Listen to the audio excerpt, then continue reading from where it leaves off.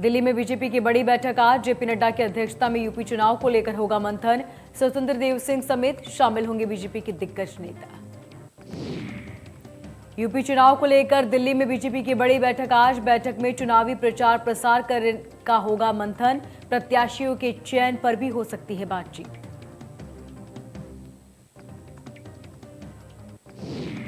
राज्यपाल आनंदीबेन पटेल का ललितपुर दौरा आज। जिला जेल जाकर कैदियों से करेंगी मुलाकात। दीनदयाल वृद्धाश्रम में रामनगर में जानेंगी बुजुर्गों का हालचाल।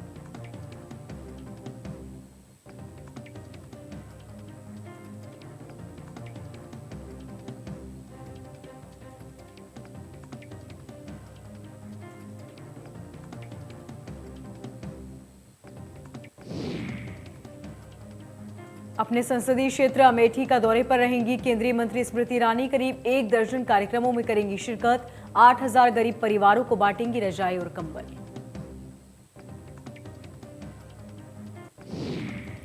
दिल्ली एनसीआर में बढ़ता जा रहा प्रदूषण। गौतम बुद्ध नगर में स्कूल कॉलेज को भी बंद करने के आदेश। 50% क्षमता के साथ खुलेंगे दफ्तर।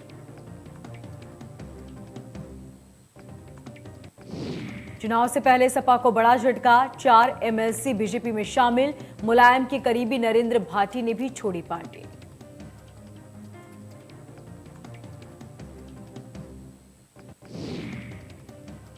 सपा की विधान परिषद सदस्य रविशंकर सिंह, पप्पू, सीपी चंद, रमा और नरेंद्र भाटी में बीजेपी का दामन थामा।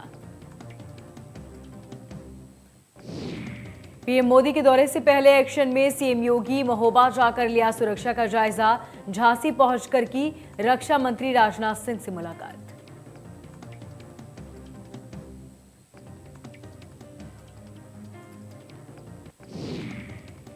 झांसी में रक्षा मंत्री राजनाथ सिंह ने जलसा कार्यक्रम में की शिरकत। जलसा कार्यक्रम को सीएम योगी ने किया संबोधित। कहा, मातृभूमि के लिए समर्पण का भाव होना चाहिए।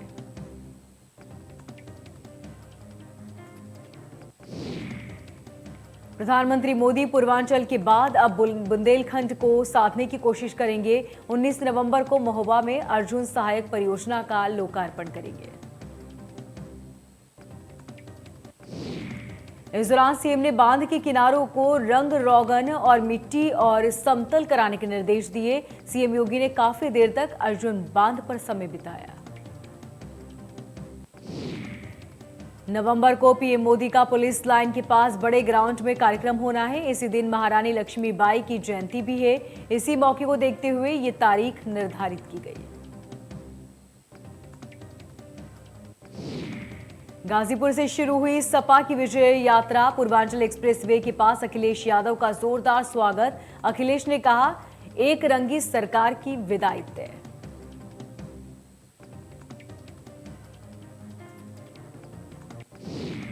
चित्रकूट में कांग्रेस का संवाद कार्यक्रम। प्रियंका गांधी ने मध्य गजेंद्र मंदिर पहुंचकर पूजा पाठ की। लड़की हूं लड़ सकती हूं पर महिलाओं से किया संवाद। संवाद में शामिल महिलाओं ने प्रियंका गांधी के सामने अपनी समस्याओं को रखा और समाधान की मांग की। सबसे बड़ी बात यह रही कि प्रियंका गांधी ने सभी की बातों को सुना और समाधान का भरोसा भी दिया।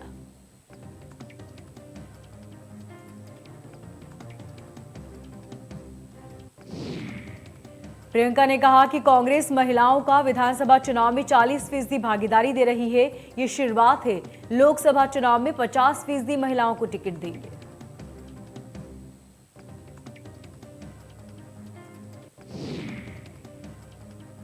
प्रियंका गांधी ने अपने संबोधन में जिक्र किया कि हमने घोषणा पत्र महिलाओं को ध्यान में रखकर बनाया है। मोबाइल से आपकी रक्षा होगी। स्कूटी देने से आपको पढ़ाई में दिक्कत नहीं आएगी। महिलाओं को सरकारी बस फ्री में यात्रा कराई। अमेठी में यूपी के कैबिनेट मंत्री मोहसिन रजा का पलटवार। अखिलेश यादव के बयान पर किया पलटवार। वहीं कहा कि अखिलेश को सीएम का धन्यवाद करना चाहिए।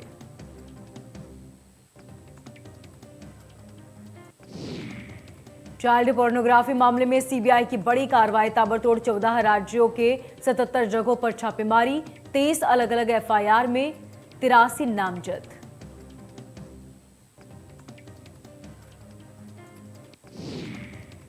सपा के अध्यक्ष ओम प्रकाश राजभर ने प्रधानमंत्री मोदी के फाइटर प्लेन में उतरने पर तंज कसा।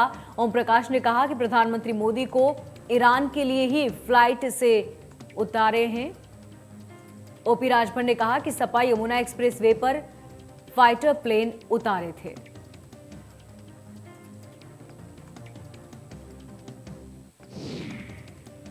प्रगतिशील समाजवादी पार्टी ने नगर परिषद में फैली अव्यवस्थाओं को लेकर नगर निगम में धरना दिया। इस दौरान उन्होंने एक ज्ञापन भी दिया जिसमें उन्होंने प्रशासन के खिलाफ बात करते हुए अल्टीमेटम दिया।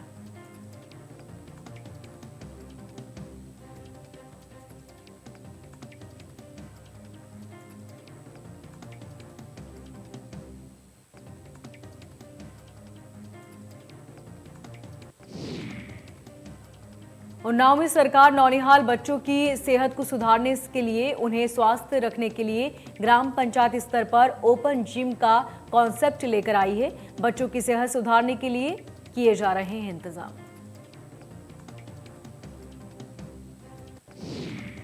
ओपन जिम सामान की खरीदारी में घोटाले की सुगबुगाहट लग रही है। अधिकारियों ने 4.5 करोड़ से अधिक की खरीद में ई टेंडर को दरकिनार कर हर ग्राम सभा में 2,36,000 रुपए की खरीदारी की।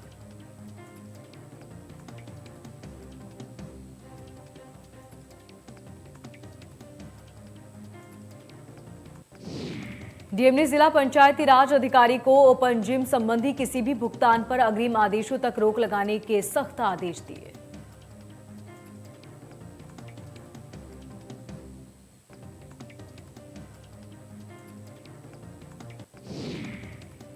बाराबंकी में आज उत्तर प्रदेश के उप मुख्यमंत्री केशव प्रसाद मौर्य वीरांगना उदा देवी फांसी के शहीद दिवस पर पुष्पांजलि समारोह कार्यक्रम में बतौर मुख्य अतिथि शामिल हुए। इस कार्यक्रम में शामिल होने के बाद केशव प्रसाद मौर्य ने अखिलेश पर जमकर निशाना साधा।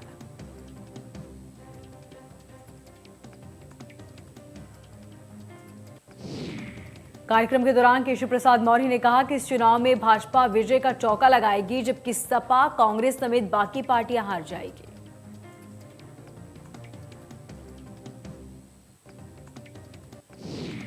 उन्होंने कहा कि समाजवादी पार्टी में बौखलाहट है। सपा के पास गुंडे, अपराधी और माफिया हैं। तुष्टीकरण की राजनीति के कारण अखिलेश के पास जिन्ना मियां भी आ चुके हैं, इसलिए अखिलेश यादव को अपना नाम बदलकर अखिलेश अली जिन्ना रख लेना चाहिए।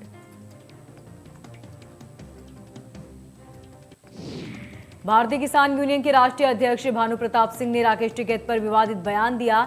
उन्होंने गाजीपुर, सिंधु और टिकरी बॉर्डर पर प्रदर्शन कर रहे किसानी संगठनों को आतंकी संगठन करार दे दिया। उन्होंने टिकैत को भी आतंकवादी बताया। तो वहीं किसानों की मांगों को लेकर भानु प्रसाद ने बताया कि उनकी केंद्रीय मंत्री नरेंद्र सिंह तोमर और उत्तर प्रदेश के मुख्यमंत्री योगी आदित्यनाथ से बात हो चुकी है।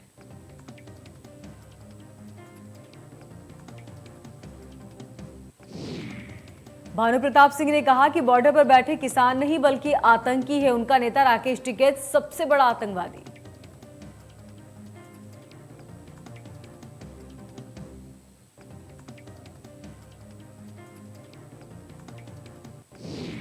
प्रशासन गांव-गांव रैलियों व कैंप लगाकर जनता को अपने वोट की ताकत के प्रति जागरूक करने में जुटी हुई है।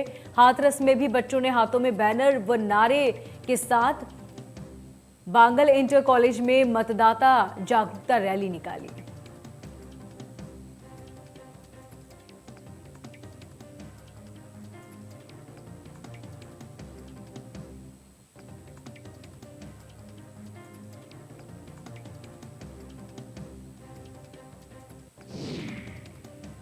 वाराणसी में भव्यता से मनाई जाएगी काशी की देव दिवाली। इस साल बेहद खास होगी देव दिवाली।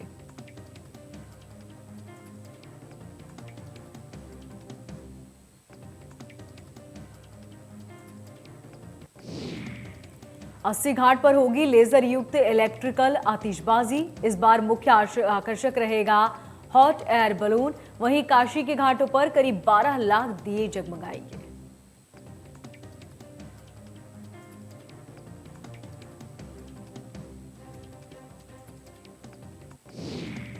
वाराणसी में कार्तिक पूर्णिमा पर मनाए जाने वाली देव दिवाली को लेकर वाराणसी पुलिस ने अब कमर कस ली है। लाखों की संख्या में श्रद्धालु और पर्यटक यहां पहुंचेंगे।